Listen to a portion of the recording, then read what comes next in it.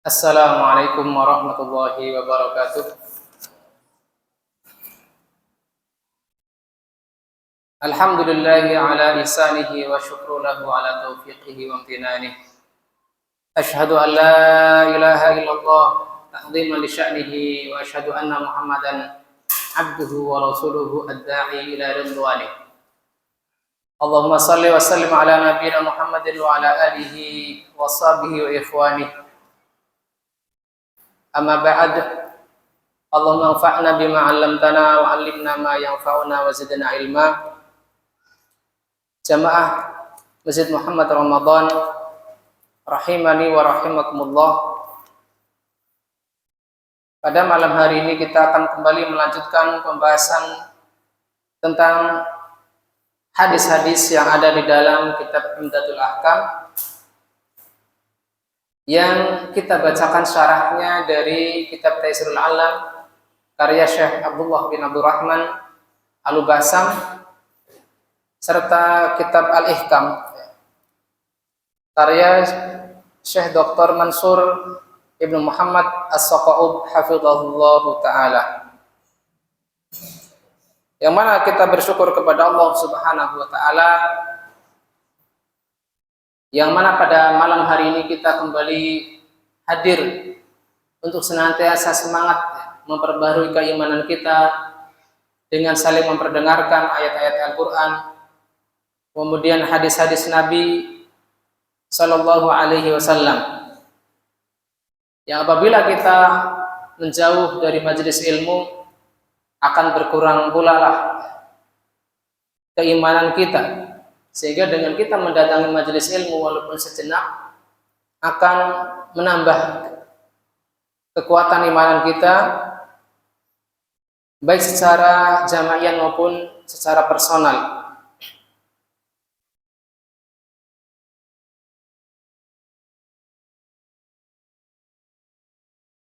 Yang apabila seseorang jarang menghadiri majelis ilmu, dia hanya mencukupkan dari membaca kitab, kemudian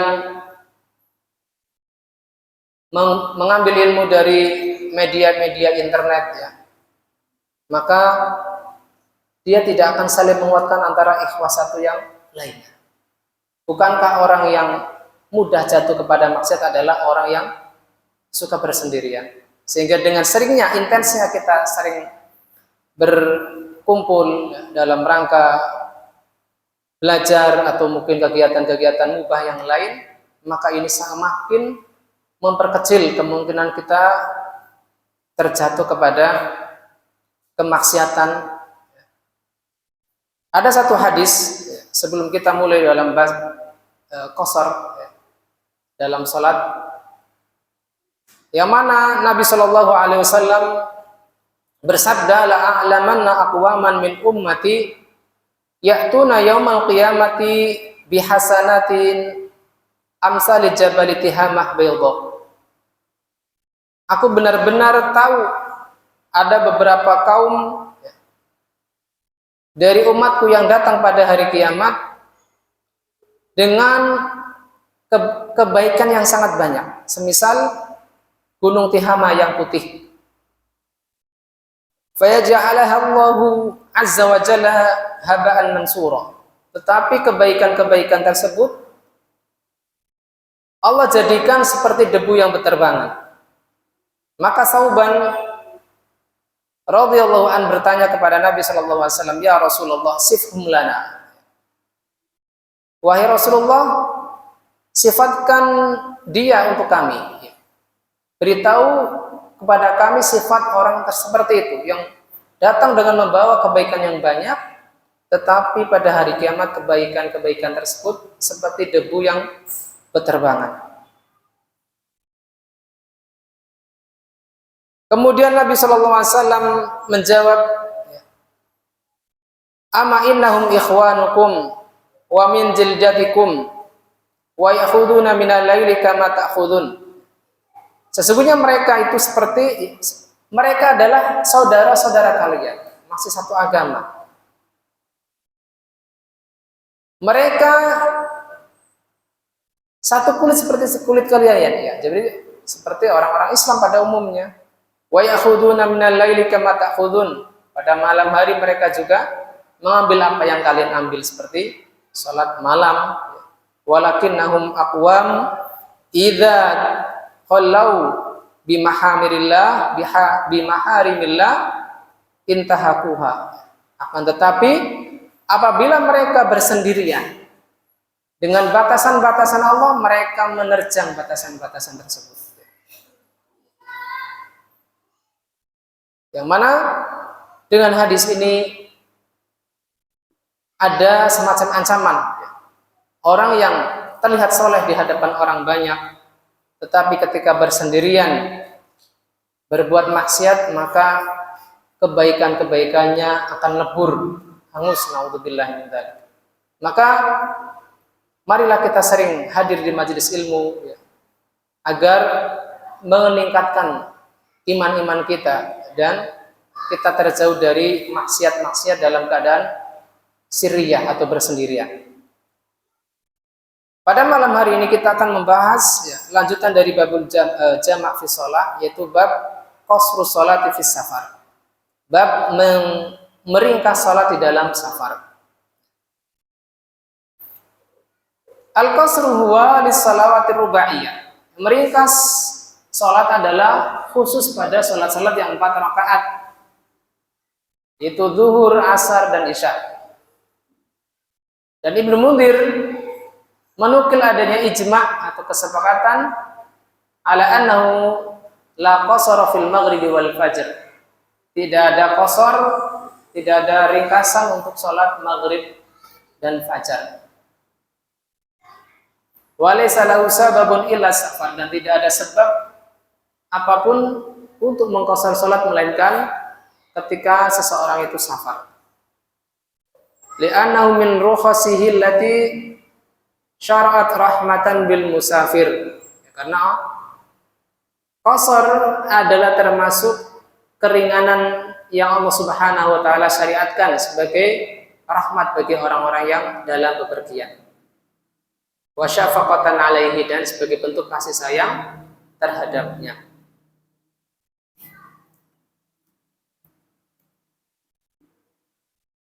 Kita masuk pada hadis pertama. Qala al-Imam Abdul Ghani al-Maqdisi rahimahullahu taala, an Abdullah bin Umar radhiyallahu anhuma qala sahibtu Rasulullah sallallahu alaihi wasallam fakana la yazidu fis safar ala rak'ataini.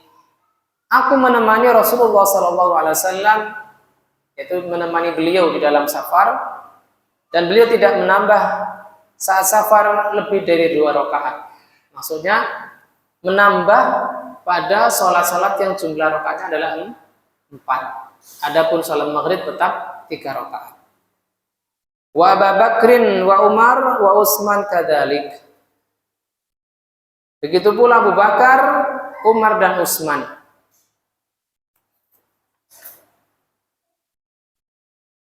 Dalam yang riwayat yang lain, wa ma Utsman sadran min khilafatih, dan bersama Utsman ketika dalam masa kekhilafahan beliau.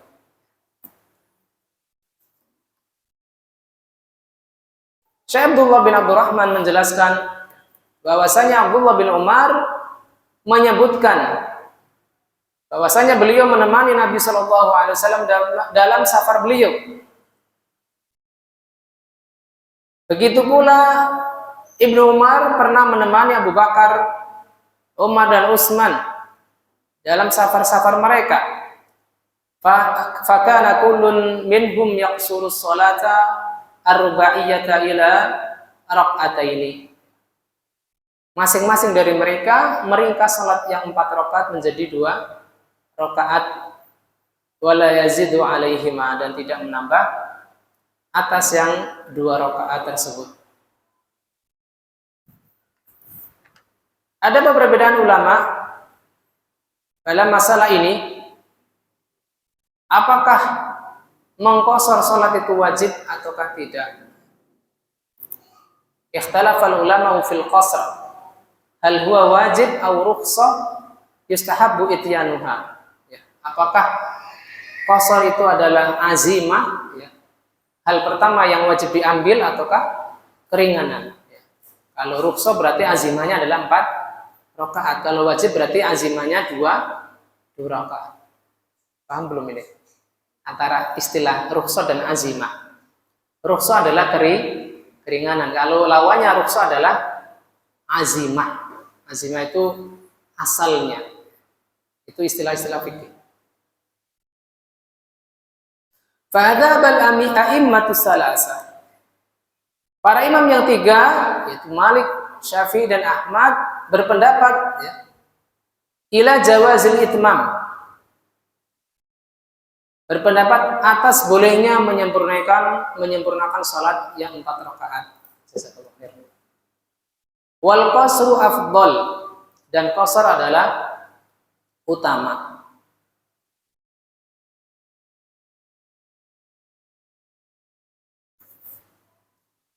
Adapun Abu Hanifah memilih pendapat bahwasanya qasar itu wajib. Sehingga apabila kita meninjau pendapat 3 imam, yang pertama adalah yang wajib adalah yang azimah adalah yang itmam. Adapun yang qasar adalah rukhsah, sehingga masuk dalam kategori afdol, utama. Adapun Abu Hanifah memandang bahwasanya qasar ini adalah wajib, sehingga dia memandang bahwasanya qasar ketika safar adalah asalnya. Wa nasaruhu Ibnu Hazm, dan dikuatkan oleh Ibnu Hazm,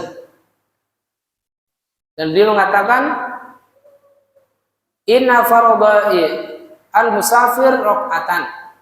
Sesungguhnya inna faradhal musafir rakaatan. Kewajiban bagi musafir adalah salat 2 rakaat, yaitu yang tadinya 4 rakaat menjadi 2 rakaat. Dalil yang mewajibkan qasar, yaitu dalilnya Imam Abu Hanifah dan dipilih oleh Ibnu Hazm, adalah mudawamatun Nabi sallallahu alaihi wasallam alaihi fi asfarihi. Kontinunya Nabi Muhammad sallallahu alaihi wasallam mengqasar salat ketika safar. Dan ini dijawab bahwasanya al-fi'lu, ya fi'lun Nabi sallallahu alaihi wasallam la yadullu 'alal wujub indal jumhur. Jumhur ulama memandang sekedar perbuatan Nabi sallallahu alaihi wasallam bukanlah diwajibkan. Selama tidak ada nas secara qauli dari Nabi sallallahu alaihi wasallam. Ana izin minum dulu.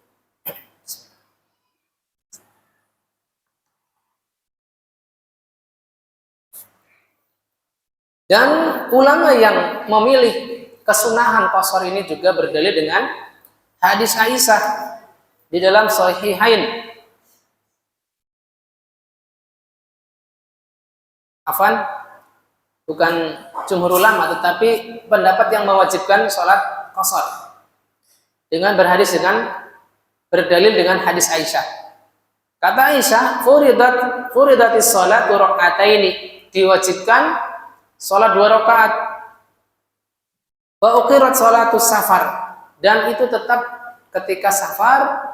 Wa utimmat sholatul hadar, lalu disempurnakan menjadi 4 rakaat ketika mukim.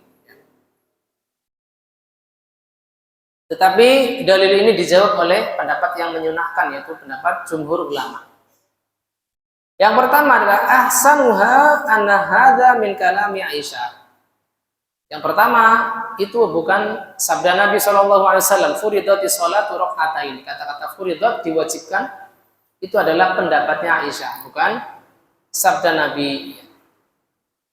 Walam yarfa ilan Nabi sallallahu alaihi wasallam, dia tidak memarfukannya, tidak menyandarkan ucapan tersebut kepada Nabi sallallahu alaihi wasallam. Wa Aisyah lam tashhad zamana fardhis shalah, dan Aisyah tidak menyaksikan waktu diwajibkannya salat. Adapun dalil jumhur ala adami wujubil qasr,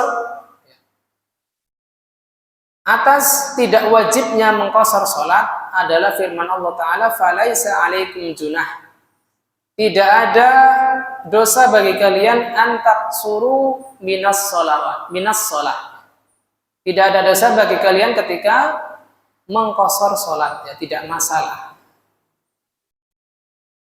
Maka di sini fanafyul junah yufidu annahu rukhsah, dinafikannya dosa bagi orang yang mengqasar salat memberi faidah bahwasanya salat qasar itu hanya rukhsah atau keringanan, walaisa azimah, bukan hal pokok. Wa bi anal asal al-itmam wal qasru innama yakunu min syai'in atwalu minhu, sehingga asal dari salat adalah menyempurnakan 4 rakaat, adapun qasar adalah hanya keringanan. Wa bi hadis Aisyah radhiyallahu ta'ala anha anna Nabiy sallallahu alaihi wasallam kana yaksuru fis safar wa yutim.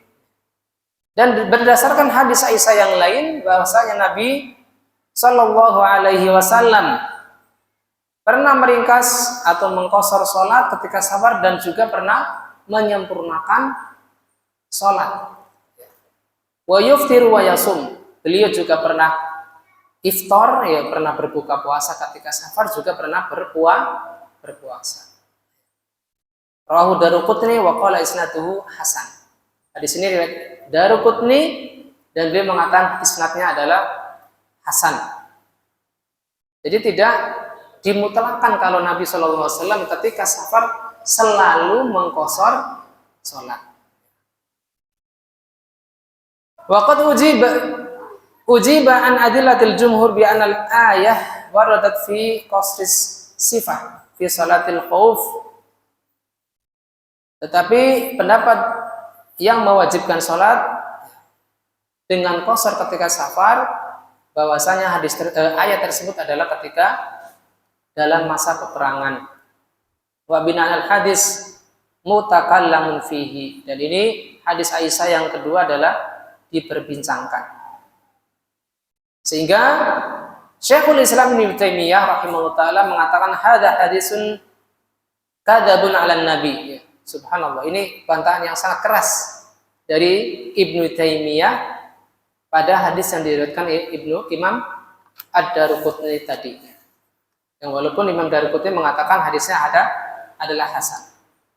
Lalu kesimpulan akhir dari Syekh Abdullah bin Abdurrahman Al-Ubasan, qultu, aku katakan, al-aula lil musafir alla yada'al qasar. Yang paling utama bagi musafir adalah tidak meninggalkan qasar. Ittiba'an lin Nabi sallallahu alaihi wasallam wa khurujan min khilafin man aujabahu. Pertama adalah sebagai bentuk mengikuti atau meneladani Nabi sallallahu alaihi wasallam, dan yang kedua adalah keluar dari perselisihan. Kalau bagi pihak yang mewajibkan qasar tentu akan memberikan celaan kepada orang yang menyempurnakan salat ketika safar. Adapun bagi orang yang menyunahkan qasar, maka entah orang itu mengqasar salat atau menyempurnakan salat tidak masalah, sehingga lebih baik diqasar. Wali annahu al-afdal 'inda 'amatil ulama, dan qasar ini ketika safar adalah afdal menurut kebanyakan atau seluruh para ulama. Dan Syekhul Islam Ibnu Taimiyah menukilkan dalam kitab beliau Al-Ikhtiyarat karahatul itmam, kemakruhan orang yang menyempurnakan salat ketika safar. Wa dzakara annahu naqala 'anil Imam Ahmad at-tawaqquf fi sihhati salatil mutim. Bahkan beliau menyebutkan penukilan dari Imam Ahmad. Imam Ahmad ini tawakuf, ya, abstain. Apakah orang yang salat itmam itu sah atau tidak? Ini berarti pendapat yang sangat syadid, ya, keras.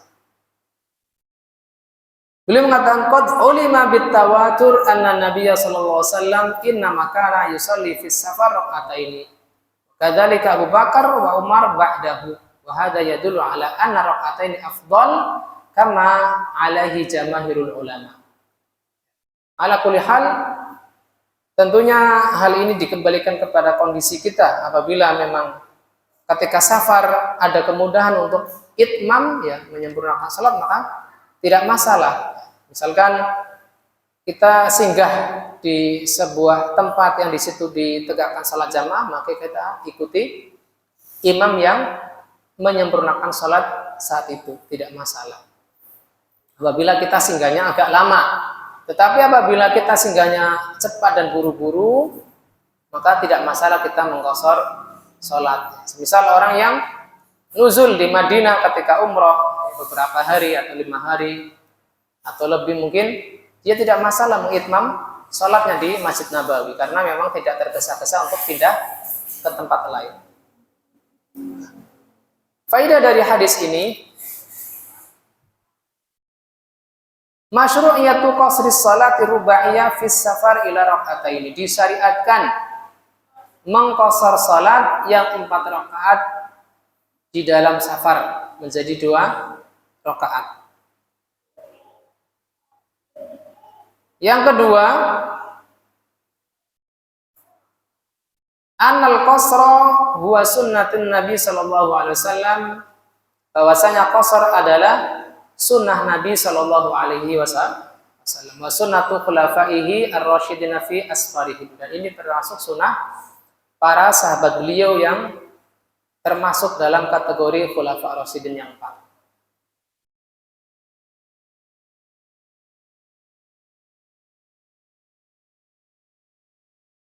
Imam Nawawi, ya, yang ketiga, afwan, kelewat baca. Annal qasra amun fi safaril haji wal jihad wa kullu safarin ta'ah.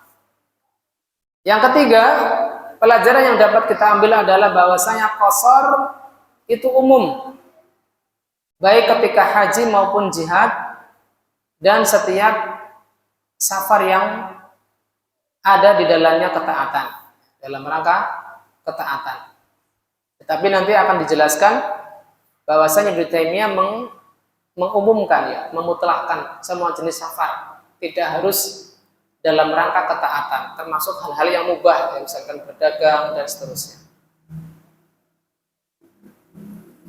Waqad alhaqal ulama'ul asfarul mubahah, yang mana para ulama mengilhaq, itu melampirkan safar-safar yang boleh, ya, jadi tidak harus dalam rangka ketaatan. Contoh apa dalam rangka ketaatan? Haji, umroh, apalagi menuntut ilmu, ya. Adapun berdagang itu tidak masuk dalam jenis ketaatan, tetapi mubah, boleh saja.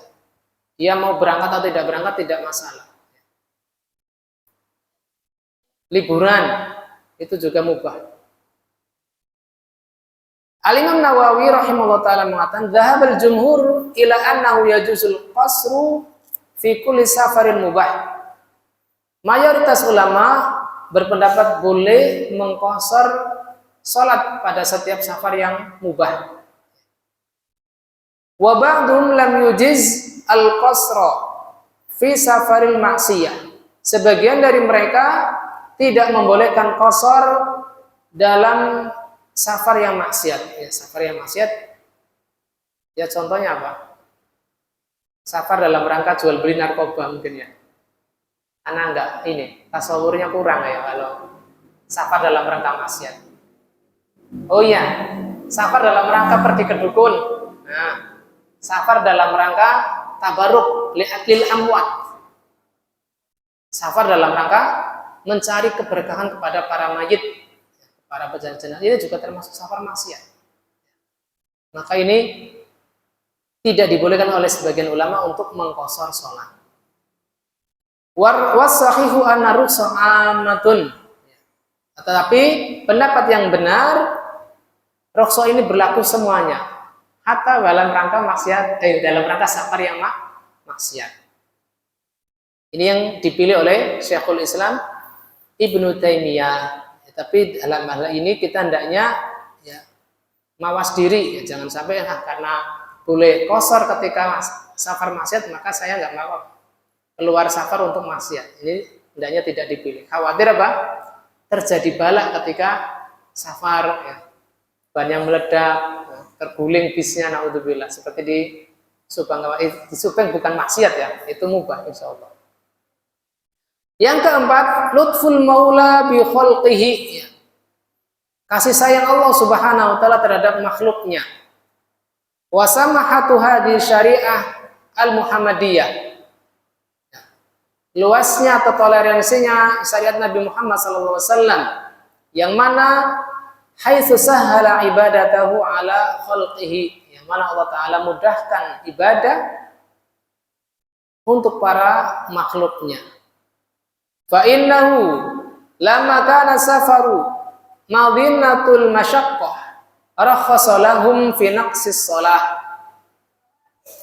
Karena tatkala safar adalah waktunya adanya masyaqqah, adanya hal yang berat ya, capek, lelah, maka Allah ringankan untuk mereka untuk mengurangi sholatnya. Naqs min haitsul adad, dikurangi dalam bentuk jumlahnya, jumlah rakaat.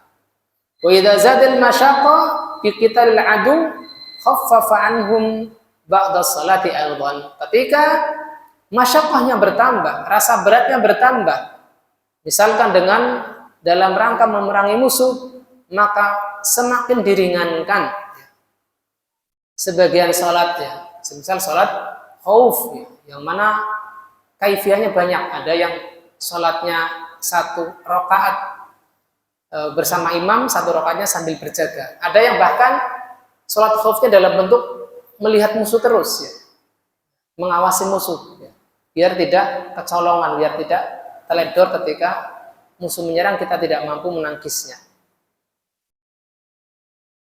Yang kelima, as-safaru fi hadzal hadisi mutlaq lam yuqayyid bit tawil. Safar di sini adalah mutlak dan tidak ditakyid dan tidak dikaitkan dengan safar yang lama.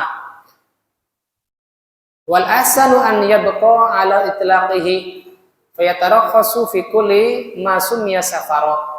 Dan yang lebih baiknya adalah tetap menetapkan dalam kemutlakannya, baik itu safarnya sebentar atau lama.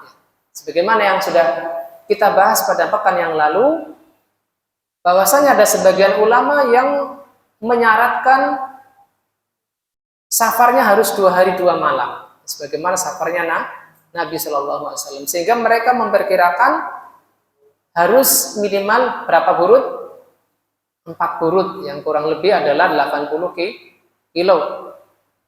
Sedangkan pada saat ini safar dengan jumlah jarak demikian tidak harus ditempuh dalam 2 hari 2 malam, bahkan mungkin dalam beberapa jam, sehingga tidak harus dibawa pada makna safar yang lama. Safar yang sebentar pun boleh boleh qashar sholat ketika dalam perjalanan. Amma taqyiduhu bi muddatin muayyana aw bi farasiha mahduda falam yasbut fihi syai'. Adapun dikaitkan dengan jarak tertentu, ya, waktu tertentu, atau dengan berapa farsah yang terbatas, maka ini tidak sabit sedikit pun dari syariat. Itu hanya ijtihad ulama dan bisa diterima dan ditolak. Syekhul Islam Ibnu Taimiyah mengatakan as-safaru lam yuhaddahu syari'. Safar tidak ditentukan panjang pendeknya oleh syariat, oleh Allah Subhanahu wa taala, wa laysa lahu hadun fil lughah, dan tidak pula ada batasan secara bahasa.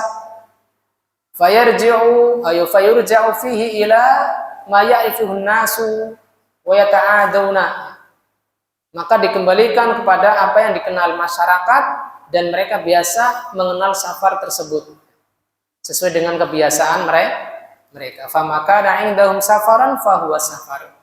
Apa yang dikenal oleh mereka sebagai safar, ya, bepergian, maka berlakulah qashar ini.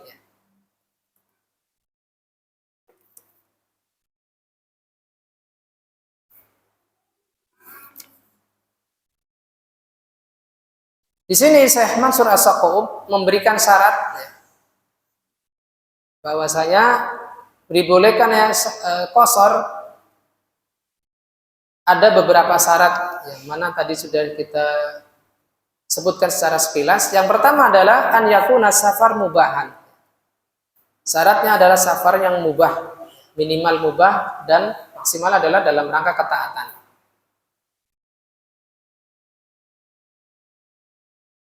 Yang kedua, qat'ul masafah al-mu'tabarah. Ini bagi yang memilih pendapat bahwasanya jarak minimalnya berapa. Maka ini ditetapkan oleh para ulama wahya arba'atu burud. Itu 4 burud. Satu burud itu 4 farsah. Sehingga 4 burud adalah 16 farsah. Dan satu farsah kurang lebih 1,6 mil. Ada yang mengatakan 1,5 mil. Dan 1,5 mil satu farsah adalah 3 mil. Satu farsah adalah 3 mil. Adapun 1 mil berbeda pendapat. Antara 1,5, ada yang bilang 1,6 kilometer. Sehingga hasil secara kilometer berbeda-beda di kalangan ulama. Apabila kita ambil 1 milnya adalah 1,6, maka jumlah persisnya adalah 76,8 kilometer. 4 burud itu.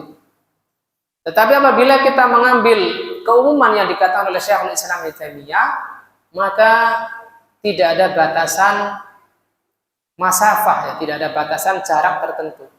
Ketika kita menjumpai adanya masyaqqah dalam perjalanan, maka berlakulah qashar sholat. Tetapi untuk kehati-hatian apabila safar yang masih dalam kota, yang pada masyarakat setempat secara uruf, secara kebiasaan itu bukan disebut safar, ya misal dari kota Pemalang ke Moga, maka jangan qashar, ya. Nanti aneh nanti dianggap masalah. Kemudian yang ketiga, al-khuruju minal qaryah. Ini syarat ketiga. Harus keluar dari daerahnya. Wa mufaraqatul bunyan. Dan daerah tersebut sudah terpisah bangunan-bangunan masyarakatnya. Li'annahu la yu'addu musafiran illa idza asfara wa kharaja. Karena tidak dianggap sebagai seorang musafir kecuali dia melakukan perjalanan dan keluar dari daerahnya. Ya, sehingga tadi saya katakan, semisal seseorang naik motor dari Pemalang ke Moga muter-muter nyari kopi gitu kan, itu bukan maksud safar karena belum keluar dari daerahnya. Ya.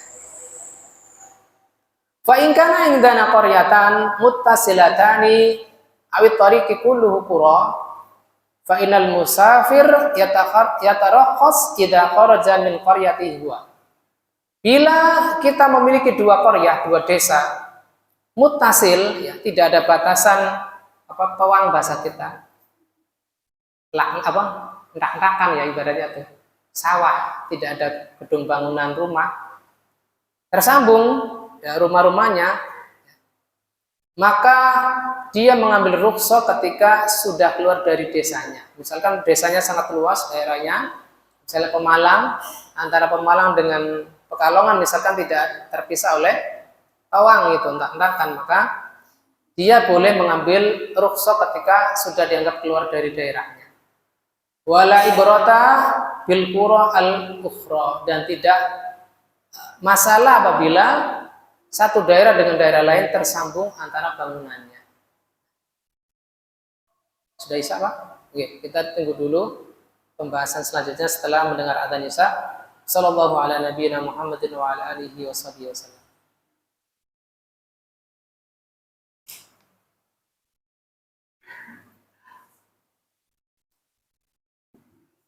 Bismillahi wassalatu wassalamu ala Rasulillah wa ala alihi wa sahbihi wa man wala. Asyhadu an la ilaha illallah wahdahu la syarika lah wa asyhadu anna Muhammadan abduhu wa rasuluhu amma ba'd. Kita lanjutkan. Kata Syekh As-Saqab hafizallahu taala, wa idza raja'a al-musafiru qabla istikmalil masafa wa qad qasara fahal yu'idu ma qasar. Apabila seorang musafir kembali sebelum menyempurnakan jaraknya, ini sekali lagi bagi pendapat bagi yang memilih pendapat adanya jarak minimal. Dia sudah mengqashar sholat, tetapi dia kembali, balik lagi. Misalnya adalah suatu hari dia keluar ke bandara, idza kharaja ilal matar, yang mana bandara ini adalah di luar kota. Ternyata ketika sampai di bandara, pesawatnya sudah keburu jalan, keburu terbang. Lalu dia kembali. Fahal yu'idu salatuhu al-maqsura wa nahwi dzalik? Apakah dia mengulangi salatnya sudah dia qashar ataukah tidak? Maka di sini ada dua pendapat.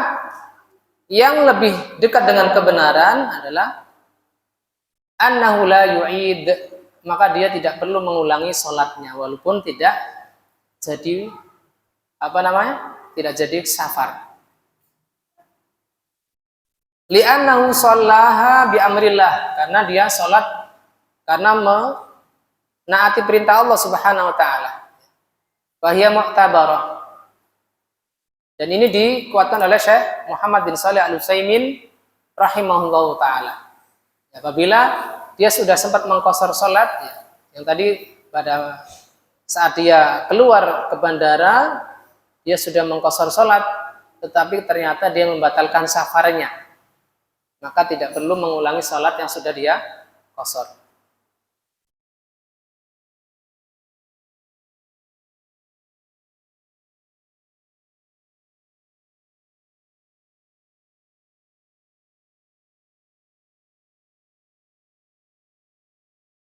Di sini ada faidah dari ucapan Ibnu Taimiyah, al-itmamu makruh.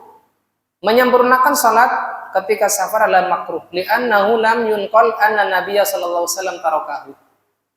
Karena tidak dinukil dari Nabi bahwasanya beliau pernah meninggalkan qashar. Karena beliau rahimahullah Ibnu Taimiyah tadi menolak hadis yang diriwayatkan Imam Daruqutni yang dari Aisyah radhiyallahu taala anha.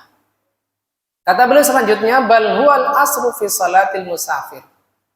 Bahkan qashar di dalam salat adalah asal, yaitu tetap 2 rakaat. Jadi beliau berpendapat sama dengan siapa tadi? Ibnu Hazm dan siapa? Abu Hanifah. Lakinnahu laisa biwajib. Tetapi di sini yang termasuk kontradiktifnya adalah beliau mengatakan tidak wajib. Hanya makruh saja. Adapun tadi siapa? Abu Hanifah mewajibkannya. Walidha atama Utsmanu radhiyallahu anhu, sehingga dalam riwayat Utsman saat itu adalah mengitmam, yaitu menyempurnakan sholat ketika di area Mekah ya. Tapi itmamnya Utsman radhiyallahu anhu itu bisa diterima karena beliau dalam sebuah riwayat adalah memperistri wanita di daerah setempat, sehingga terhitung sebagai mukim.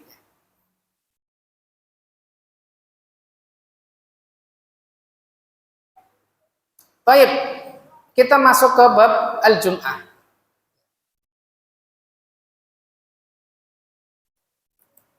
Sumiyal yaumul Jum'ah bihadza li'anna an-nas yajtami'una fihi. Dinamakan hari Jumat karena manusia mengadakan ijtima', ya. Ijtima' itu pertemuan ya, di dalam hari tersebut. Dan ada yang menamakannya atau memberi alasan dengan selain itu. Tetapi yang paling mendekati pemahaman kita selaku orang awam, selaku orang ajam, Jumat itu satu akar kata dengan ijtima'. Ijtima' hanya ditambahin tak saja, ifta'ala.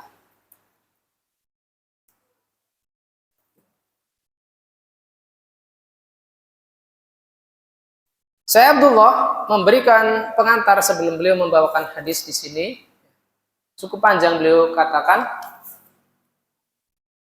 Kata beliau, hari Jumat adalah hari yang paling afdal dalam sepekan, yang mana Allah Subhanahu wa taala khususkan bagi kaum muslimin.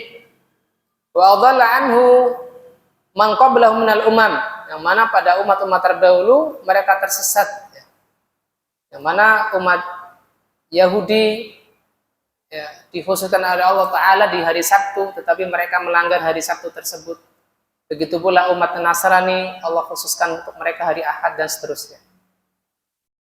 Karaman minhu wa fadlan ala hadil ummah, sebagai bentuk kemurahan dan karunia Allah Ta'ala untuk umat Islam.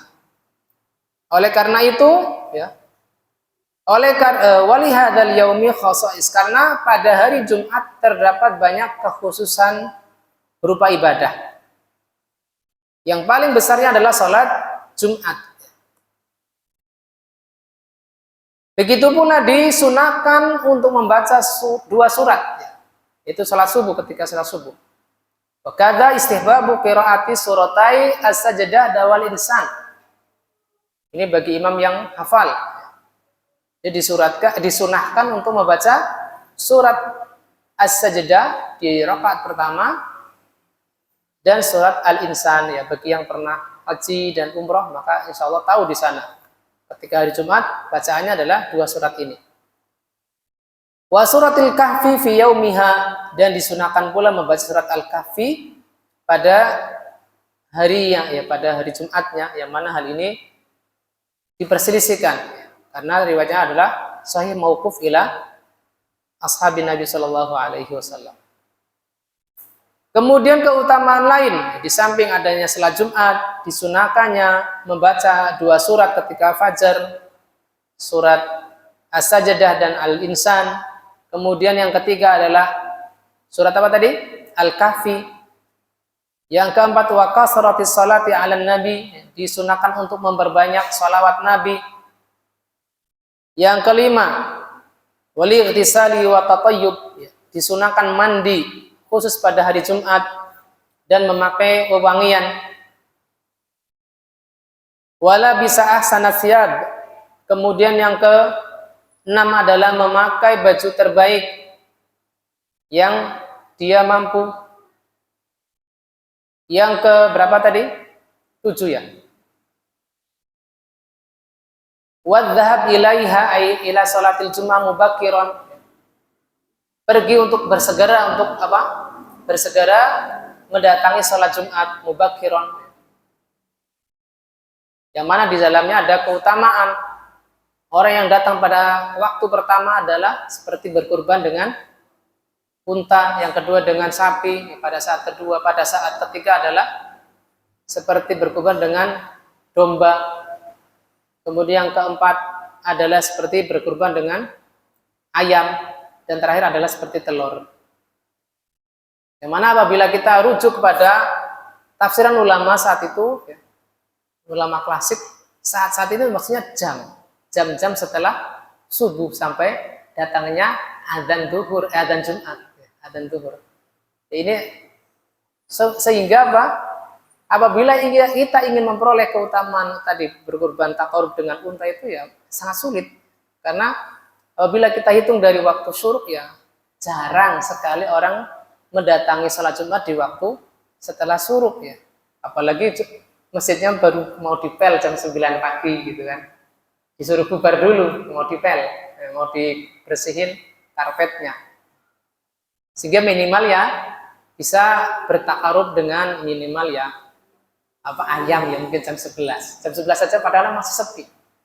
Jangan jam 11, saya kadang-kadang datang ke khutbah di sebuah masjid itu setengah 12 belum ada jamaahnya, setengah 12. Makanya ya datang lebih awal, nanti tahu-tahu udah ketuk-ketuk speaker, baru ada datang muadzinnya gitu kan. Ya itulah kondisi kita. Ya, walaupun banyak belajar, kadang-kadang secara amal masih sangat jauh ya, sehingga kita saling menyemangati. Kemudian wal istighalu bidzikri wad du'a ila huduril khatib, ya. Disibukkan dengan zikir dan doa sampai khatib datang. Ya, kita disunahkan untuk datang lebih awal sampai hadirnya khatib. Nah, sampai hadirnya khatib naik ke mimbar, maka kita berhenti dari zikir dan doa saat itu. Tsummal insatu li khutbatihi, kemudian keutamaannya adalah agar diam mendengarkan khutbahnya. Li'anna fi dzalikal yaumi sa'atun istijabah. Karena pada saat itu ada waktu-waktu di kabulkannya doa. La yuraddu fiha ad-da'i. Tetapi di sini ada diperselisihkan. Kapankah saat-saat yang diistijabah doa ketika hari Jumat? Yang pertama adalah innaha min julusil imami 'alal mimbar ila inqidha'is shalah.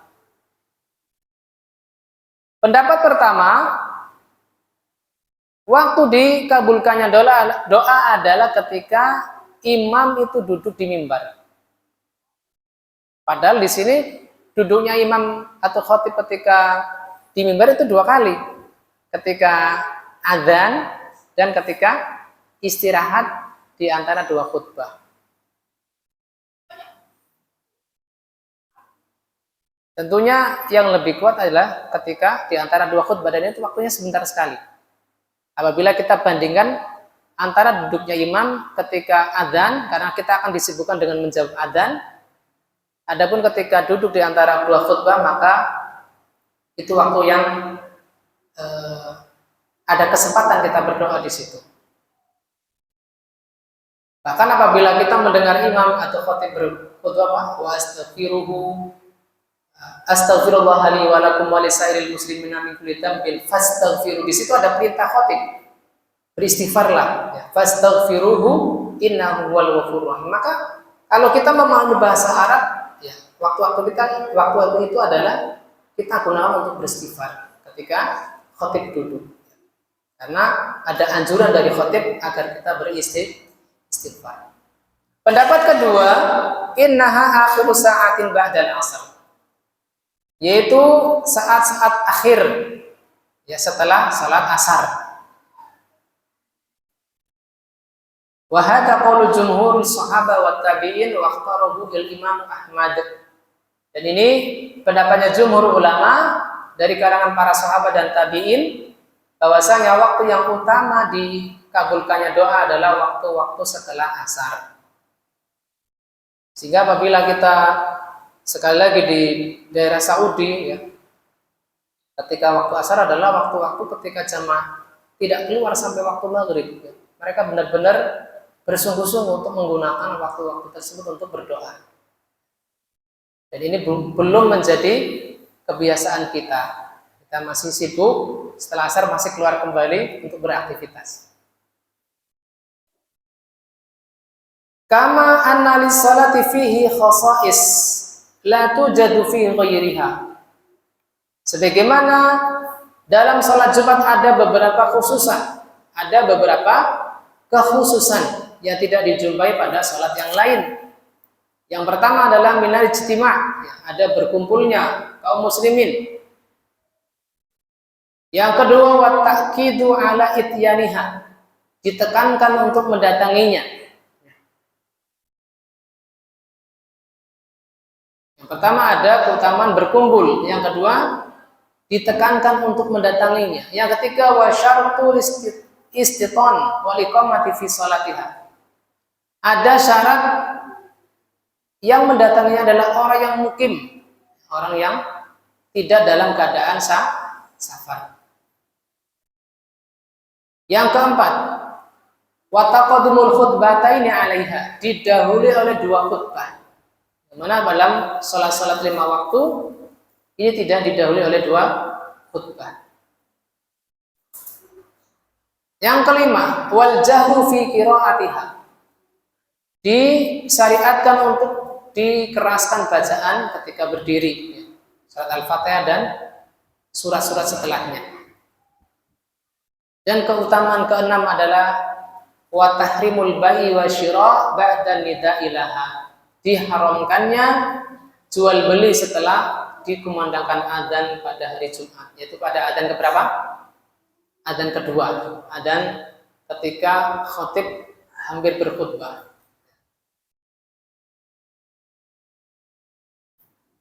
Wa qad jaa'a min at-tashdid fi at-takhallufi 'anha ma lam ya'ti fi salatil 'asr.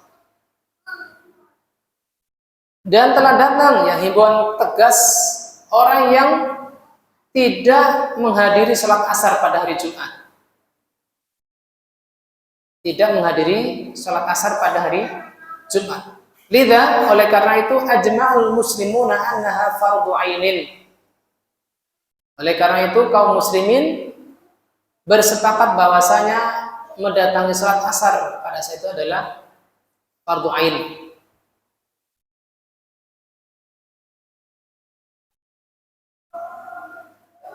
Wa qalu innaha afdalu majami'il muslimina siwa majma'i Arafah. Kata mereka, ini adalah seutama-utama perkumpulan kaum muslimin selain perkumpulan mereka di saat wukuf di Arafah. Ini sangat kuat ya, sangat kuat ditekankan beberapa ibadah-ibadah pada hari Jumat. Di antaranya tadi adalah sholat Jumat, kemudian sholat asar di hari Jumat. Kan ada yang menyamakannya dengan keutamaan wukuf di Arafah. Kita masuk pada, kita nggak lihat ini ya, jam berapa sekarang? 19.12 ya, ini jamnya mati. Kita masuk pada hadis pertama dalam bab ini, hadis ke-130. Qala al-Imam Abdul Ghani Al-Maqdisi rahimahullah ta'ala. Al-Imam Abdul Ghani Al-Maqdisi rahimahullah mengatakan dari Sahal bin Sa'ad As-Sa'idi, semoga Allah meridhoinya, anna rijalan tamarau fi minbari Rasulullah sallallahu alaihi wasallam. Bahwasanya ada beberapa orang yang berdebat tentang mimbarnya Rasulullah sallallahu alaihi wasallam. Min ayyi audin huwa. Terbuat dari kayu apa ini mimbar Rasulullah sallallahu alaihi wasallam? Faqala Sahal, maka Sahal mengatakan min tarfa'il ghabah. Dari kayu ghabah, torfa itu jenis kayu. Nanti akan dijelaskan. Wa qad ra'aitu Rasulullah sallallahu alaihi wasallam qama alaihi. Aku telah melihat Rasulullah sallallahu alaihi wasallam telah berdiri di atasnya. Fakabbara, yaitu maksudnya berdiri di atasnya itu di atas mimbar. Fakabbara wa kabbara nasu wa ra'ahu wa huwa 'alal mimbar. Beliau bertakbir dan orang-orang di belakangnya pun ikut bertakbir mengikuti beliau. Dan beliau di atas mimbar. Summa raka'a, kemudian beliau rukuk. Wa nazala al-qahra. Lalu beliau pun turun dari mimbar dalam keadaan mundur. Qahra itu mundur. Hatta sajada fi aslil mimbar. Lalu beliau sujud di pondasi mimbar. Summa ada hatta faragha min akhiri salatihi, lalu beliau pun kembali apabila bangkit dari sujud kembali naik ke mimbar. Beliau lakukan demikian naik turun sampai akhir salat beliau. Summa aqbala 'alan nas, lalu beliau setelah selesai salat menghadap ke manusia, lalu beliau bersabda, ya ayyuhan nas, wahai manusia, innama salatu hadza lita'tamu bi. Sesungguhnya aku lakukan demikian agar kalian bermakmum terhadapku. Bermakmum di sini adalah mengikutiku. Walita'allamu sholati, dan kalian belajar dari sholat. Di sini Nabi SAW melakukan sholat di atas mimbar, yang mana mimbar itu adalah tempat yang lebih tinggi dari makmum, dalam rangka mengajari para sahabat saat itu untuk sholat, untuk kaifiyah sholat. Dalam lafaz yang lain disebutkan fasalla wa huwa 'alaiha summa kabbara 'alaiha summa raka'a wa huwa 'alaiha summa nazala al-qahqara. Beliau salat di atas mimbar, bertakbir, ruku. Setelah ruku dan ketika mau sujud beliau turun, mundur. Tadi disebutkan torfal ghabah. Kayu torfal ghabah adalah sejenis kayu tamariska. Tamariska itu adalah kayu atau pohon yang tumbuh di area rawa-rawa. Ya, semisal hari ini mudah tumbuh di tanah Madinah yang subur. Adapun ghabah itu asyajarul multaf, yaitu pohon yang berimbal belukar. Ya. Apa namanya? Akarnya seperti akar belukar. Yang mana hal ini tumbuh di bagian atas Madinah. Maudhi'un fi awalil Madinah, yaqaw minha gharban, di bagian barat.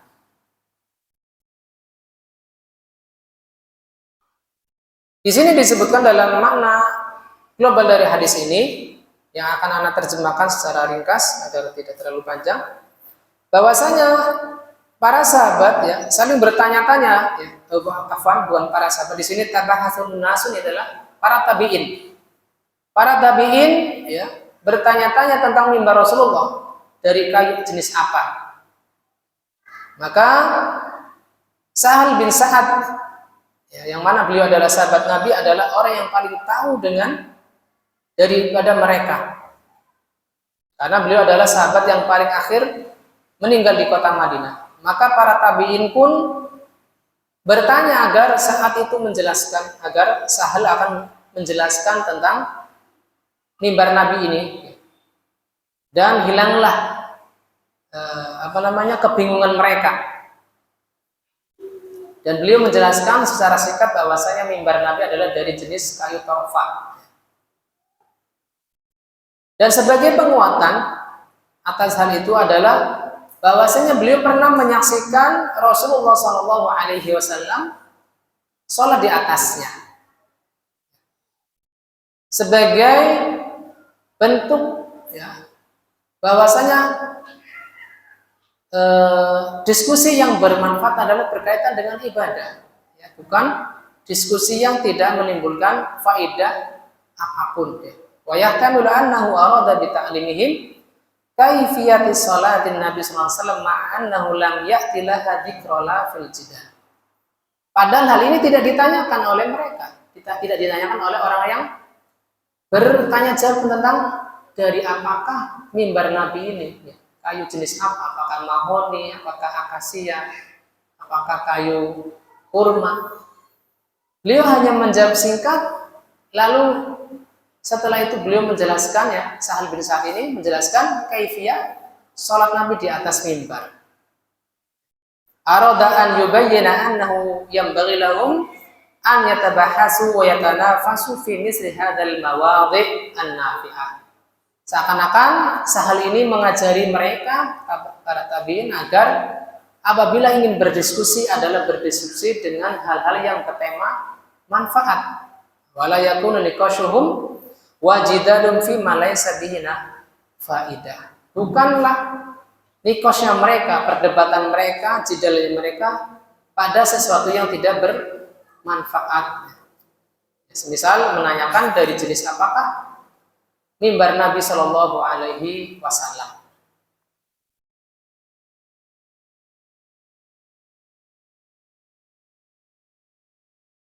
Faidah dari hadis ini yang pertama adalah tabahusu tabi'in fil ilm wa adabuhum fil ruju' ilal ulama alladina akhaduhum min qablihim.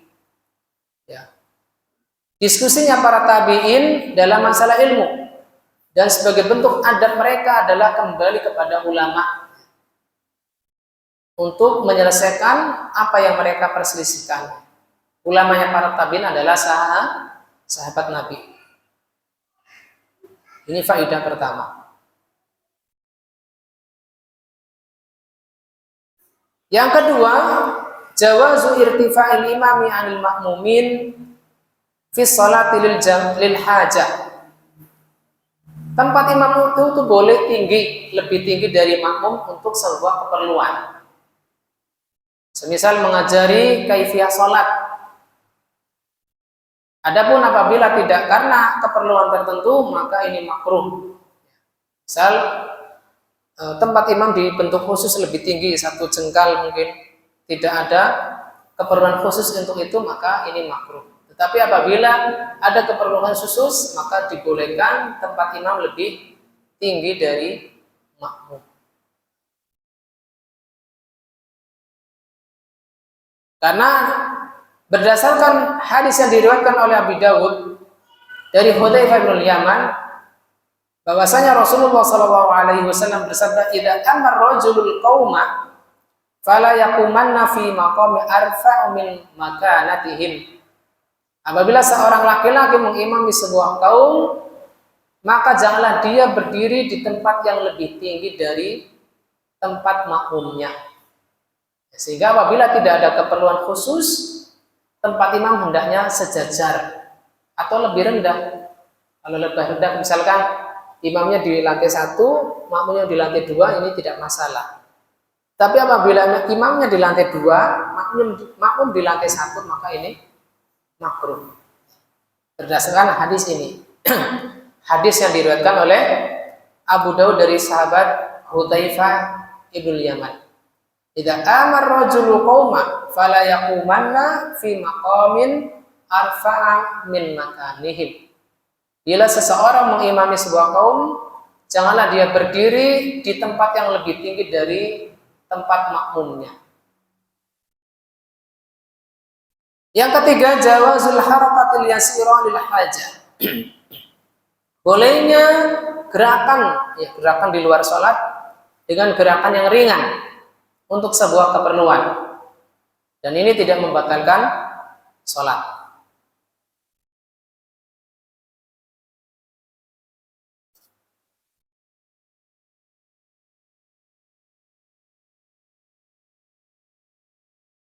Adapun gerakan yang banyak, apalagi 3 kali berturut-turut ya, menurut pendapat Syafi'i, maka ini dapat membatalkan sholat. Qaidnya adalah apakah untuk hajat ataukah tidak.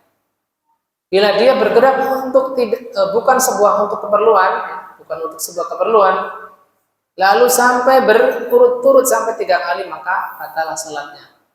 Tetapi apabila gerakannya dia adalah untuk satu keperluan, walaupun lebih dari 3 kali berturut-turut, insya Allah tidak masalah. Yang keempat, wujubu ittiba'in Nabi sallallahu alaihi wasallam. Wajibnya mengikuti Nabi sallallahu alaihi wasallam. Wa ana af'alahu min sunnatihi allati tutba'u wa yuhafadhu 'alaiha. Karena perbuatan-perbuatannya adalah termasuk dari sunnah Nabi sallallahu alaihi wasallam, yang hendaknya diikuti dan dijaga, ya, dilestarikan. Tidak sekedar dipelajari tetapi kita tidak mengamalkannya. Yang kelima, wa fihi husnu ta'limihi. Di dalam hadis ini terdapat baiknya tata cara pengajaran Nabi sallallahu alaihi wasallam. Fa innahu jama'a bainal qawli wal fi'li. Karena Nabi menggabungkan antara ucapan dan perbuatan. Setelah beliau mempraktekkan tata cara salat di atas mimbar, lalu setelah selesai beliau pun menjelaskan bahwa maksud beliau naik turun di atas mimbar itu adalah agar salat beliau diikuti oleh para makmum, tata cara gerakannya. Faidah ke-6, fihi dalilun ala jawazi iqamati salati li ajli ta'lim. Di dalam hadis ini terdapat dalil atas bolehnya menegakkan salat untuk mengajari orang lain. Mendatangkannya untuk mengajari orang lain. Wa innahu la yunafil ikhlas, dan ini tidak menafikan atau tidak meniadakan keikhlasan. Wal khusyuk, dan tidak pula meniadakan kekhusyuan.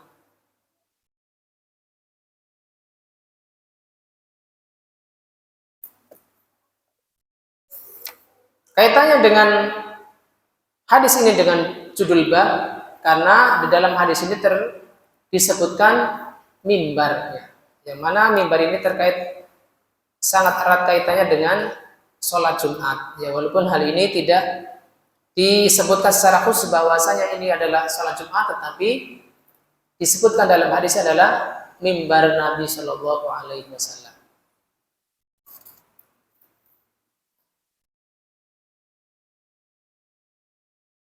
Kata Syekh Mansur As-Saqaf, annahu la basa an yajma'a al-insan mal ibadati niyatal ta'lim. Tidak mengapa bagi seseorang menggabungkan antara niat ibadah dengan mengajari orang lain.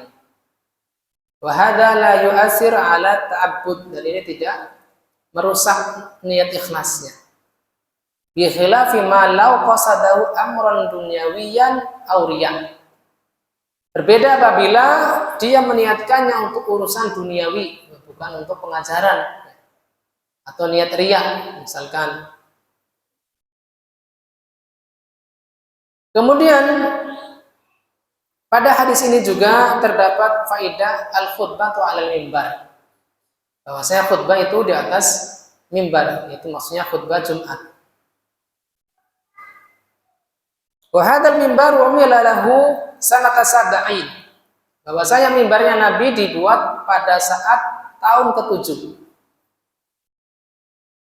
Wa qila sanata saman. Dan ada yang mengatakan tahun ke-8. Amilahu lahu ghulamu imra'atin minal ansari kana najjaran. Yang mana mimbar tersebut dibuat oleh anak seorang perempuan dari kalangan Ansor dari Bani Najjar. Dibuat oleh gulam, anak kecil ya, anak yang masih remaja mungkin. Qala Ibnu Qayyim wa kana mimbaruhu salasa darajat. Dan mimbar Nabi adalah 3 tingkatan, 3 undakan. Yang mana apabila kita lihat sehari ini di sebagian masjid itu tidak ada undakannya, itu bukan mimbar tetapi podium. Ya, kalau mimbar Nabi adalah undakannya adalah seperti yang bisa kita lihat di masjid ini, yaitu 3 tingkatan. Berdiri pada tingkat kedua dan duduk pada tingkat ketiga. Kata Ibnu Qayyim selanjutnya, walam yudaul mimbar fi wasatil masjid. Dan mimbar itu tidak diletakkan di tengah masjid, ya, tidak diletakkan di sini.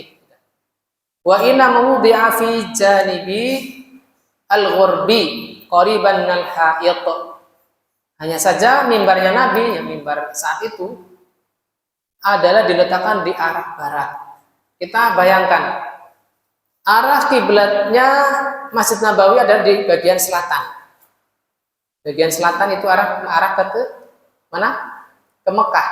Ibaratnya di sini, arah ke selatan. Dan letak mimbar Nabi adalah di sebelah barat, menempel dengan tembok. Jadi bukan di arah kiblatnya, tetapi di arah bagian barat. Dan ini tidak masalah.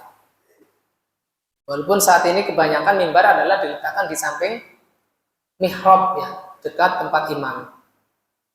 Demikian yang bisa kita bahas satu hadis dari bab Al-Jum'ah, karena di sini ada kurang lebih 8 hadis kalau tidak salah saya hitung. Maka kita cukupkan sampai satu hadis di bab Jumat ini. Insya Allah kita lanjutkan pada pertemuan berikutnya, pada hadis-hadis berikutnya. Allah Ta'ala. Barangkali ada yang mau ditanyakan, saya persilakan kepada jamaah. Wassallallahu ala nabiyyina Muhammadin wa ala alihi wa sahbihi wa sallam. Oke.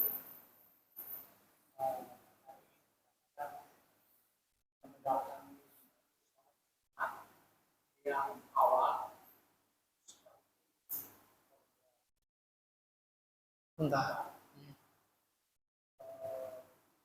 yang dimaksud awal itu setelah Oke. atau setelah sedangkan kita dalam mana berusaha itu keluar dan malam Oke. setengah 12 sampai masih yang sering itu mendengar ada masih Oke. jadi yang ingin saya tanyakan itu apakah orang setelah orang dalam masjid masuk masjid walaupun baru jam 11 atau jam 11 misalnya datang duluan kepada termasuk awal duluan atau bagaimana. Dan kalau bisa setelah itu salat Jumat setelah asar saat-saat atau waktu-waktu yang kita lakukan.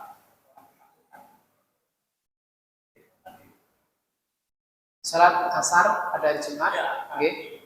sholat asar dalam waktu-waktu yang akan kita Mustajab. iya. Sekarang ya karena habis sholat asar itu ada taklim dan tempatnya menurut saya kata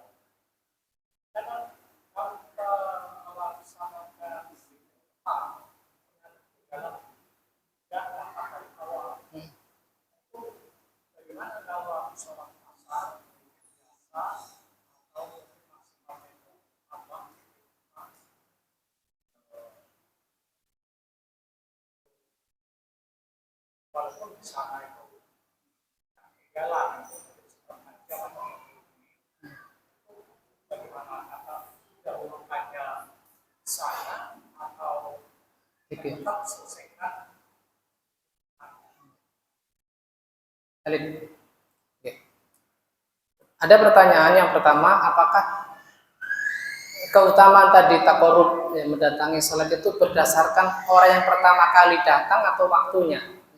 Insya Allah kita akan bahas pada hadis yang berkaitan dengan ini, tetapi saya masih ingat persis penjelasan Ustaz Toharo sama dalam kitab Umdatul Ahkam. Masya Allah, Umdatul Ahkam ini dibahas di Cirebon dulu oleh dua ustadz dan di waktu yang berbeda. Anda mengikuti kajian Umdatul Ahkam malam Sabtu bersama Ustaz Arif Budiman dan Jumat pagi bersama Ustaz Toharo. Dan ketika Anda mendatangi di kajian beliau, itu pas menjelaskan tentang keutamaan takorub ini. Dan ternyata beliau menukil dari pendapat ulama yang dibagi adalah bukan siapa yang pertama kali datangnya, tetapi waktunya. Saat itu waktu kan. Sehingga memang walaupun ini adalah tafsiran ulama, setidak-tidaknya ini datang dari ulama, sehingga hendaknya kita dahulukan ya apa yang datang dari penjelasan ulama, bukan datang dari tafsiran kita sendiri. Memang saya dulu juga seperti itu. Pikir saya ya yang dapat keutamaan itu yang pertama kali datang, walaupun datangnya jam 11:30, yang lain belum ada datang, bukan. Tetapi yang lebih tepat Allah Ta'ala alam adalah tadi bahwa yang mendapatkan keutamaan takorub itu adalah siapa yang datang di awal-awal waktu. Walaupun untuk saat ini memang kita akan mencari keutamaan itu agak susah ya, karena memang tadi ada beberapa muskilah, semisal kita masih sibuk dengan pekerjaan yang di kantor, yang di sawah dan seterusnya. Tetapi ya kita berusaha dengan semampu kita ya.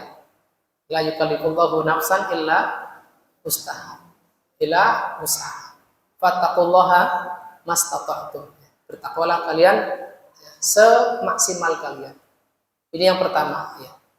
Karena rahmat itu wasi'ah. Rahmat Allah Subhanahu wa taala itu adalah maha luas. Jangan sampai kita karena tahu itu yang kita kejar adalah sedikit, lalu kita berputus asa.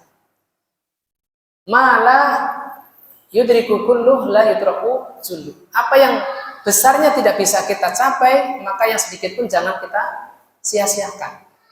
Ya kalaupun kita mungkin datang pada saat-saat terakhir ya, yang mana ini sesuai dengan kadar takarub dengan telur, ya jangan sampai kita ya udahlah datang setelah azan saja. Ya, jangan, karena datang setelah azan adalah tidak mendapatkan keutamaan apapun. Malaikat sudah menutup buku catatannya. Mereka juga siap-siap mendengarkan khutbahnya khotib. Sehingga usahakan datang sebelum khotib naik mimbar. Itu masih ada keutamaan. Lalu pertanyaan kedua, bagaimana apabila setelah sholat asar pada hari Jumat ada taklim? Mana yang akan kita utamakan? Mendengarkan taklim dulu, lalu zikir sore, ataukah kita tetap dahulukan zikir sore, lalu mendengarkan taklim? Maka wallahu ta'ala alam bahwasanya berzikir ya, zikir petang sebelum terbenamnya matahari adalah keutamaan. Tetapi tidak menutup kemungkinan ya bahwasanya kita juga dibolehkan zikir sore setelah terbenamnya matahari. Hal ini dikatakan oleh Syekh Abdul Aziz bin Baz rahimahullah taala bahwasanya apabila kita terluput dari zikir sore ya, setelah terbenamnya matahari, maka kita masih disyariatkan membaca zikir sore. Begitupun zikir pagi. Apabila kita memang terlupa, tidak sengaja dari zikir pagi sebelum terbitnya matahari, lalu kita baru ngeh, oh tadi saya belum zikir pagi. Setelah jam 7, maka tetap kita baca zikir pagi. Karena tadi sekali lagi bahwasanya rahmat Allah itu maha luas. Hendaknya kita bersemangat walaupun dengan ibadah-ibadah yang kecil, ibadah-ibadah yang terluput dari waktunya. Wallahu ta'ala a'lam bishawab. Ada lagi? Ya, Mas Ria.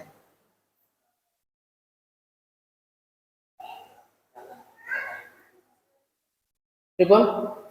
yang dimaksud Alat tawali. Iya. Iya, tawali, alat tawali berturut-turut. Nah.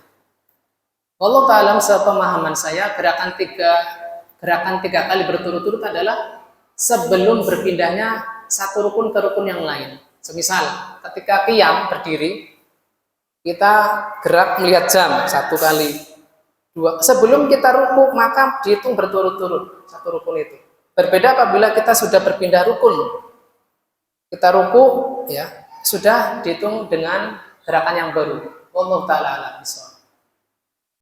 Mungkin ini pendapat saya salah, tetapi sepahaman saya ketika dulu di madrasah yang kodim itu seperti itu. Allah Ta'ala a'lam bishawab.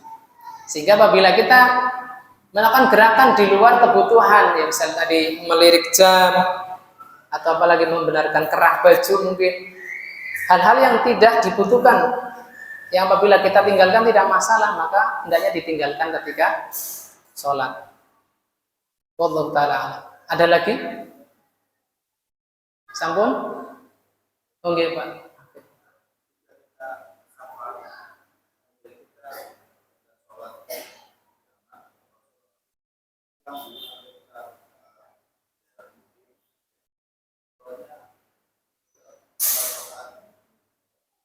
Ulangi Pak pertanyaannya.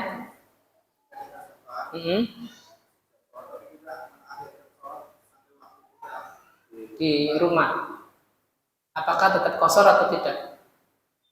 Gitu. Maka hal ini sudah dibahas pada pekan yang lalu. Apabila kita sudah selesai dari safar, maka tidak berlaku kembali qashar. Tetapi ada berlaku rukhsah yang lain. Apabila ada ta'ab di situ, ada masyaqqah, ya, kita sudah kelelahan sekali, misalkan saat maghrib dan isya kita masih di tengah perjalanan, masih di Purwokerto gitu ya. Kalau kita berhenti mungkin akan menambah masyaqqah. Maka kita akhirkan antara maghrib dan isya sampai di rumah. Bila saat itu kita mengalami masyaqqah, maka ada keringanan untuk menjamak. Tetapi qasharnya sudah tidak berlaku karena sudah sampai di tempat mukim, ya, tempat menetap. Allah Ta'ala. Cekap nggih? Sudah tidak ada yang angkat tangan lagi. Kita tutup majelis kita dengan doa kafaratul majelis. Subhanakallahumma wa bihamdik asyhadu an la ilaha illa anta astaghfiruka wa atubu ilaik. Semoga apa yang kita pelajari malam ini berbuah ilmu yang bermanfaat dan amal yang soleh. Kurang lebihnya mohon maaf. Apa yang antum dapati dari kebenaran semata-mata datangnya dari Allah, dan apa yang antum dapati dari kekeliruan kata, ya, terpelesetnya lidah, maka itu semata-mata dari kelemahan saya selaku manusia biasa, dan saya siap rujuk kepada kebenaran apabila apa yang saya sampaikan adalah keliru. Kurang lebihnya mohon maaf. Wassallallahu ala nabiyina Muhammadin wa ala alihi washabihi wasallam wa akhiru da'wana alhamdulillahirabbil alamin. Wassalamualaikum warahmatullahi wabarakatuh.